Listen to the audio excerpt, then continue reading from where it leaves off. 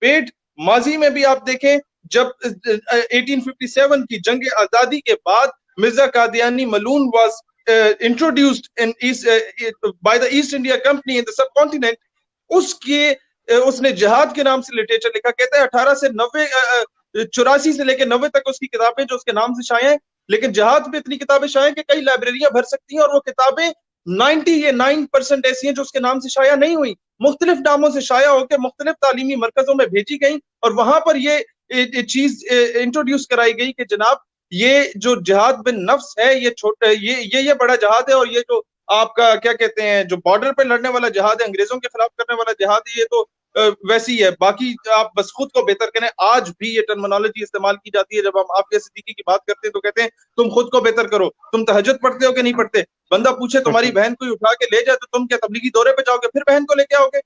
ये चीजें हमारे तालीमी निसाब में इंट्रोड्यूस कराई गई एक गैर महसूस तरीके से, और यही चीजें हमारे तहतुल शऊर में इंट्रोड्यूस कराई गई, इनकलकेट की गई। आज इसी वजह से एक कौम जो है वो उसके गैरत का पैमाना जो है वो दोबारा नहीं जिंदा हो रहा, वो बेगैरत हो रही है। उसके लिए बस उसकी गली पक्की हो जाए, उसका ट्यूबवेल लग जाए, उसके जनाब ढोक ढब्बे पे जाके बस आप 2 रोटियां जाके दे आए, वो फिर 2 मिला के उसकी MNA की गोद में बैठी भी होती है, वो उससे नहीं पूछती कि यार तुमने 16 साल से एक नारा बुलंद किया था कि कौम की बेटी वापस आएगी, 2 साल हो चुके हैं।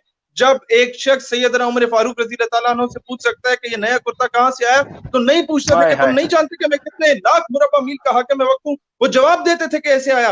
तो इस रियासत मदीना के अमीरुल मोमिनीन से उसका मुक्तदी पूछे कि अमीरुल मोमिनीन 2 साल हो चुके हैं, कौम की बेटी वापस क्यों नहीं आई? अमीरुल मोमिनीन रियासत मदीना तो गुस्ताख की सरकोबी के लिए मुसैलमा कज़ाब के खिलाफ पूरा लश्कर रवाना कर दिया करती थी।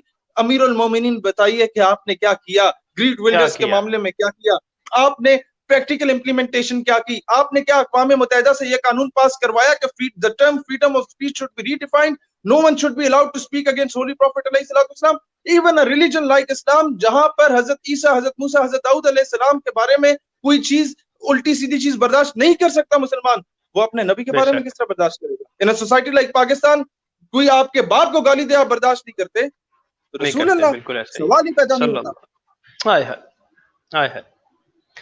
शहीर भाई एक सवाल मैं आप स्टोर करना चाहूंगा। आपने बड़ी खूबसूरत वजाहत के साथ इस बात को और पूरे जज्बात, आपका एक खासा है कि आप हमेशा ही सरकार के मामले में, नमूस रिसालत के मामले में, खत्म नबूवत के मामले में बड़े अग्रेसिव और जज्बाती दिखाई देते हैं, और ये जज्बा होना भी चाहिए।